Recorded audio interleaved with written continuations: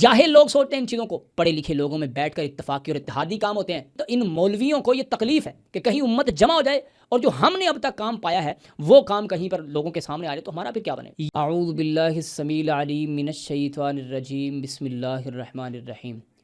محترم ناظرین، سب سے پہلے تو میں آپ سب کو مبارکباد پیش کرتا ہوں کہ ملک پاکستان میں پہلی مرتبہ تمام مسالک کے درمیان کچھ اتفاقی کام، اتحادی کام الحمدللہ اللہ کے فضل و کرم سے ہوا ہے۔ مطالعہ قرآن حکیم کے نام سے پاکستان میں اسکولوں میں نصاب میں ایک کتاب کو شامل کر دیا گیا ہے جو صرف تیسری جماعت سے 10ویں جماعت تک بک ہے۔ اللہ کے فضل و کرم سے اس میں شیعہ سنی اتفاقی مسائل کو اللہ کے فضل و کرم سے شامل کیا گیا اور اس پر بہت سارے علماء کے ان کے جناب تاثرات موجود ہیں اس کتاب پر، اور اس کو شائع کرنے والے العلم فاؤنڈیشن جو کہ مولانا ڈاکٹر اسرار رحمہ اللہ کے بعد جو اس وقت ان کے نائب ہیں شجاع الدین شیخ صاحب، ان کے وساطت سے اللہ کے فضل و کرم سے یہ کام ہوا ہے اور یہ بہت بڑی مبارکبادی کی بات ہے۔ ملک پاکستان میں کوئی پہلی مرتبہ فرقہ واریت سے بالا تر ہو کر کے کوئی اتفاقی اور اتحادی، لیکن اس کام کے ساتھ ساتھ کچھ ایسے لوگ ہیں سوشل میڈیا پہ کہ جنہیں بہت تکلیف ہو رہی ہے۔ ان میں سے کئی اور لوگ ہیں، کچھ سامنے آ رہے ہیں، کچھ ابھی نہیں آ رہے، کچھ اندر جل رہے ہیں، بہت سارے ایسے لوگ، لیکن اس میں سے ایک مولوی صاحب ہے، میں تو اچھے طریقے سے انہیں جانتا بھی نہیں ہوں، پتہ نہیں یہ کون ہے، مفتی عبد الرحمن کر کے نام ہے ان کا، مدنی۔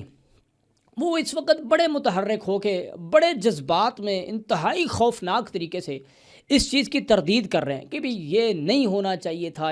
ہمیں نہ فرقہ واریت کرنی ہے نہ کچھ کرنی ہے، سیدھی سی بات ہے، جو تحریف قرآن کے قائل ہیں، جو نبی کے بعد 12 ائمہ کے قائل ہیں، یہ چیزیں ہمارے بچوں اور ہماری نسلوں کو نہ پڑھائی جائیں،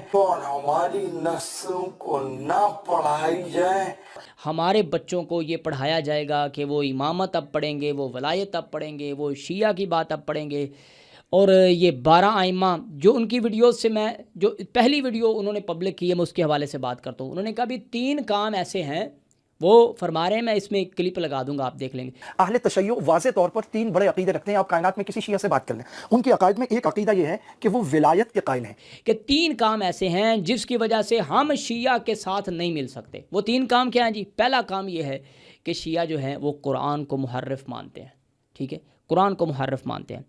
اب ہم شیعہ سنی دونوں طرف سے روایات کو دیکھتے ہیں تو دونوں طرف سے اس طرح کی روایات موجود ہیں کہ جس سے یہ ثابت ہوتا ہے کہ قرآن میں تحریف کی گئی ہے، یا یہ قرآن جو ہمارے پاس پہنچا ہے یہ قرآن محفوظ نہیں ہے۔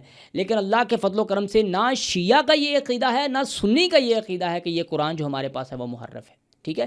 یہی چیزیں یہ جو فرقہ ورانہ یہ جو ماحول پیدا کرنے والے یہ جو مولوی ہیں نا، یہ جو اپنے روم میں بیٹھ کر کے امت کو لڑاتے ہیں، اور یہ جو بڑے بڑے فنڈ سے چلنے والے یہ مولوی، یہ اس طرح کی چیزوں کو لوگوں کے سامنے بیان کر کے نا تو امت کے درمیان آپس میں محبت پیدا نہیں ہونے دے رہے، ٹھیک ہے، اتفاق و اتحاد پیدا نہیں ہونے دے رہے۔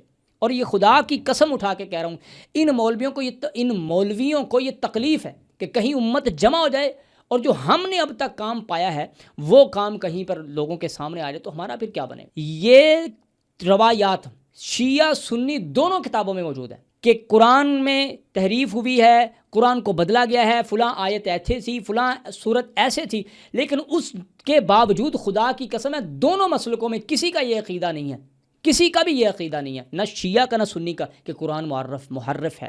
شیعہ بھی یہی کہتا ہے جو قرآن ہم تک پہنچا ہے یہ بالکل صحیح قرآن ہے، ٹھیک ہے، اور اس کی حفاظت کے ساتھ ہم تک پہنچا ہے، اور سنی بھی یہی کہتا ہے، ٹھیک ہے۔ لیکن یہ مولوی جو ہے یہ اس طرح کے یہ لوگوں کے درمیان ان اختلافی مسائل کو جو کتابوں میں موجود ہیں لوگوں کے پاس نہیں ہے، ٹھیک ہے، یہ اسے پیش کر کے اختلاف برپا کرتے ہیں۔ دوسری بات اس نے یہ کہی کہ شیعہ 12 اماموں کا عقیدہ رکھتے ہیں امامت کا، کہ وہ کہتا ہے کہ نعوذ باللہ جو مولا علی کی ولایت کا اعلان، مولا علی کی ولایت کے نام کے ساتھ کہہ رہا ہے نعوذ باللہ، کہ آپ صلی اللہ علیہ وسلم جب واپس تشریف لا رہے تھے حجۃ الوداع سے اور غدیر خم کے موقع پر آپ نے نعوذ باللہ ولایت علی بیان کی اور سب کو کہا کہ اس میں متفق ہو جاؤ۔ نعوذ باللہ والی کون کون سی بات ہے؟ اس سے بڑی کائنات میں حقیقت کیا ہے کہ غدیر خم کے مقام پر نبی رحمت جناب محمد مصطفیٰ صلی اللہ علیہ وآلہ وسلم نے حضرت مولا علی شیر خدا اسد اللہ الغالب علیہ السلام کی ولایت کا اعلان کیا۔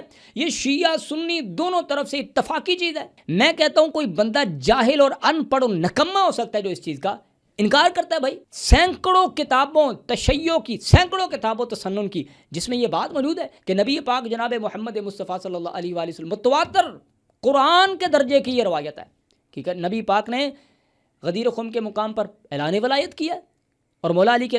اچھا جی، وہ کہتا ہے جو 12 امام ہیں نا، 12 اماموں کا عقیدہ ہے اور ولایت کا عقیدہ ہے، اور اس کے بعد یہ عقیدہ ہے کہ 12 اماموں پر وحی اترتی ہے۔ جب یہ ہمارے بچے پڑھیں گے تو پھر یہ کیا ہوگا؟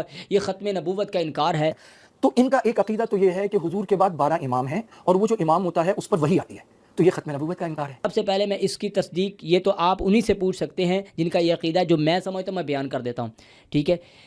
میں جو سمجھا ہوں وہ 12 امام اولو الامر وہی ہیں جو نبی پاک جناب محمد مصطفیٰ صلی اللہ علیہ وآلہ وسلم نے فرمائے۔ سیاستہ میں جو روایات موجود ہیں کہ میرے بعد 12 امام ہوں گے، ان کے ہوتے ہوئے دین سر بلند رہے گا اور اللہ پاک انہیں وہ اللہ کے دین کو امپلیمنٹ کریں گے، ان کے ہوتے ہوئے دین غالب رہے گا۔ اور سنی اہل سنت کتابوں میں یہ بات موجود ہے کہ آپ نے فرمایا ہم خلفائی و ہم اوصیائی، وہ میرے اوصیاء ہیں، وہ میرے خلفاء ہیں، علی سے لے کر مہدی تک، ٹھیک ہے؟ اب ان پر وحی اترتی ہے۔ خدا کی قسم اس سے بڑا جھوٹ کوئی نہیں ہے۔ صرف ولایت کے اس موضوع کو، عنوان کو بدنام کرنے کے لیے یہ گڑا گیا ہے کہ آئمہ پر کسی کا یہ عقیدہ ہو کہ آئمہ پر وحی اترتی ہے۔ آئمہ پر وحی نہیں اترتی، بلکہ آئمہ وحی رسول کے وارث ہیں، وحی خدا کے وارث ہیں، جو خدا نے وحی کا نزول اس کے وارث ہیں۔ اصل یہ عقیدہ ہے، اور اس کو کہتے ہیں جی یہ ختم نبوت کا انکار ہے۔ اچھا، جب تم یہ کہو کہ قرآن کی فلاں آیت عمر رضی اللہ عنہ نے سوچا تو تب اتری، ورنہ یہ آیت اترنے والی نہیں تھی۔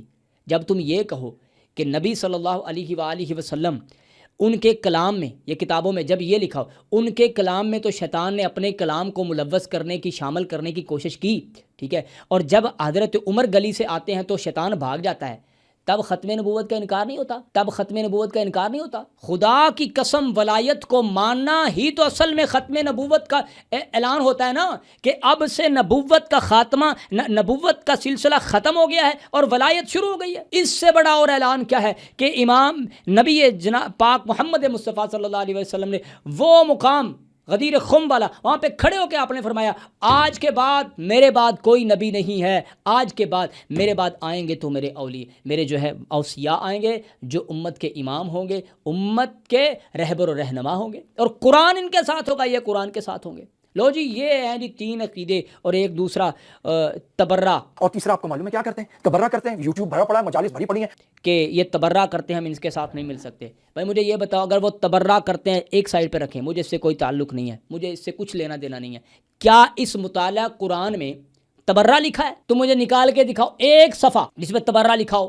او بھائی کیا کہتے ہو؟ یہ اختلافی یہ چیزیں، یہ جاہل لوگ سوچتے ہیں ان چیزوں کو، پڑھے لکھے لوگوں میں بیٹھ کر اتفاقی اور اتحادی کام ہوتے ہیں، اور وہ الحمدللہ ہو رہے ہیں۔ اور میں شجاع الدین شیخ صاحب کو سلام پیش کرتا ہوں کہ حضرت آپ نے وہ کام کیا ہے، ڈاکٹر اسرار رحمہ اللہ مرحوم کی محنتوں کو آپ نے الحمدللہ 4 چاند لگا دیے ہیں۔ اب ان کی خدمت مزید زندہ رہے گی۔ اللہ سے دعا ہے اللہ مجھے اور آپ کو سمجھنے کی توفیق